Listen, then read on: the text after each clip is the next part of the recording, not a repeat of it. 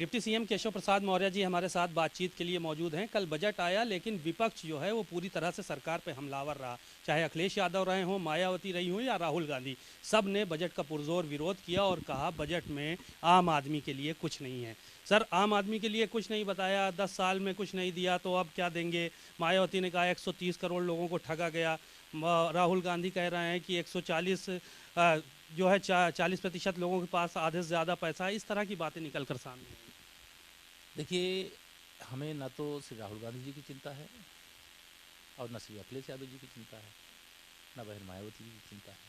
हमें देश और प्रदेश की जनता की चिंता है, और देश और प्रदेश की जनता के हित में जितना अच्छा काम हो गया है, इससे विरोध करने वाले जो भी नेता जिस भी दल के हैं, उनका राजनीतिक भविष्य अंधकार में पड़ गया।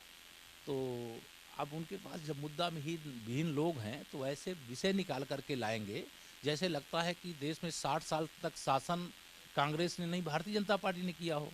उत्तर प्रदेश में 15 साल सपा बसपा ने सरकार में रह करके बर्बाद करने के अलावा प्रदेश का क्या किया है?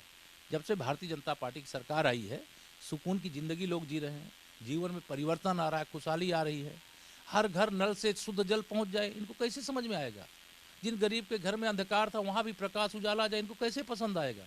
जिनको दोनों समय भोजन मुश्किल रहता था, उनको प्रधानमंत्री गरीब कल्याण अन्न योजना से देश के 80 करोड़ गरीबों को राशन मिल रहा है, इनको कैसे सहन होगा? 5 लाख रुपए तक का आयुष्मान भारत कार्ड से एक परिवार के लोग एक वर्ष में 5 लाख तक का बीमार होने पर इलाज करा सके, इनको कैसे सहन होगा? गरीब के घर में भी 12 करोड़ लगभग घरों में प्रधानमंत्री उज्ज्वला योजना के अंतर्गत गैस का कनेक्शन पहुंच जाए, कैसे ये बर्दाश्त कर लेंगे? कैसे इस देश के किसानों के खाते में 2-2 हज़ार की 3 किस्त चली जाए और पूरा पैसा उनके खाते में चला जाए? ये तो 100 रुपया में से 85 रुपया दलाली बेईमानी करके खा जाते थे। भारतीय जनता पार्टी जिनका जो अधिकार है उन तक पहुंचाने का काम कर रही है। ये प्रधानमंत्री आवास योजना का बजट एक लंबी छलांग लगाने का काम किया है। हम ग्रीन एनर्जी की ओर जा रहे हैं। हम जो प्रदूषण से जो संकट खड़ा है, जो क्लाइमेट चेंज को लेकर के दुनिया की घबराहट है, भारत ने फिर नेतृत्व प्रदान करने का काम किया है।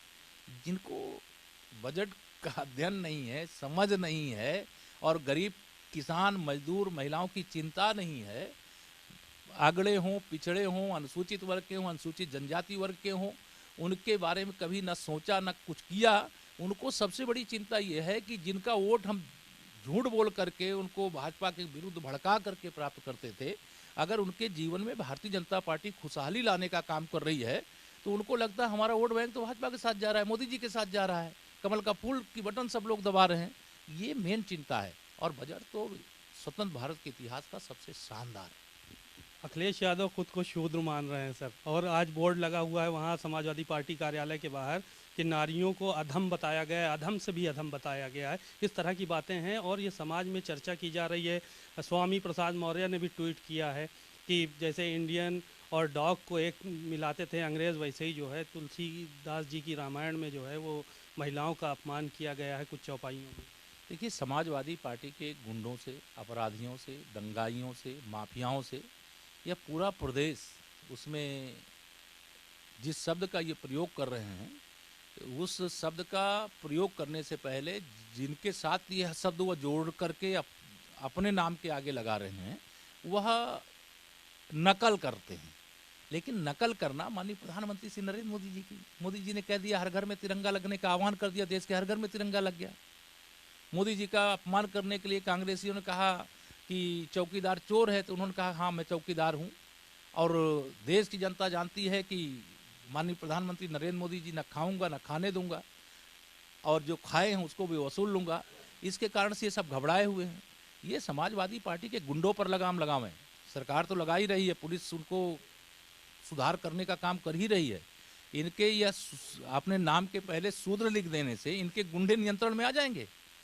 आप गांव के अंदर जाओ, किसी गांव में समाजवादी पार्टी की सरकारों के समय कब्जा की गई जमीनें हमारी सरकार के समय खाली हो रही। इनके गुंडों के खिलाफ गवाही देने वाले मौत के घाट उतार दिए गए और गवाह तक नहीं दे पाए। आज हमारी सरकार में गवाही देने का काम हो रहा है, तो इनको सजा अपराधियों को हो रही है। इनके गुंडों से जो त्राहिमाम मचा था उत्तर प्रदेश में, आज लोगों को उससे मुक्ति मिली है। अखिलेश यादव जी अपने नाम के साथ कुछ भी जोड़ ले, लेकिन उनको सत्ता नहीं हासिल होने वाली है। समाजवादी पार्टी को समाप्तवादी पार्टी बनना ही बनना है। ये आखिर क्यों सर फैसला लिया उन्होंने इस तरह का नाम के आगे जोड़ने वाला? आपको उनसे पूछो, वो मुद्दा विहीन लोग हैं, उनको समझ ही नहीं आ रहा है कि हम क्या बोलें क्या ना बोलें। भारतीय जनता पार्टी के खिलाफ उनके न देश की सरकार के खिलाफ न प्रदेश की सरकार के खिलाफ कोई मुद्दा ही नहीं है। केवल आप सब इतना सवाल कर देते हो, उनका नाम लेते हो, इसलिए उनको स्पेस मिल जाता है। अन्यथा अगर आप सवाल ना करो तो ये कहीं इनका पता ना चले, क्योंकि जनता के बीच में ये है नहीं, गुंडों के बीच में है, अपराधियों के बीच में।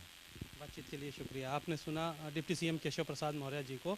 उन्होंने साफ तौर पर जो है वो यही कहा है कि अखिलेश यादव के पास दरअसल कोई मुद्दा नहीं है, शायद इसीलिए वो अपने नाम के आगे शूद्र लगाने का काम कर रहे हैं। कैमरामैन अरविंद के साथ सीमा नकवी, भारत समाचार, लखनऊ।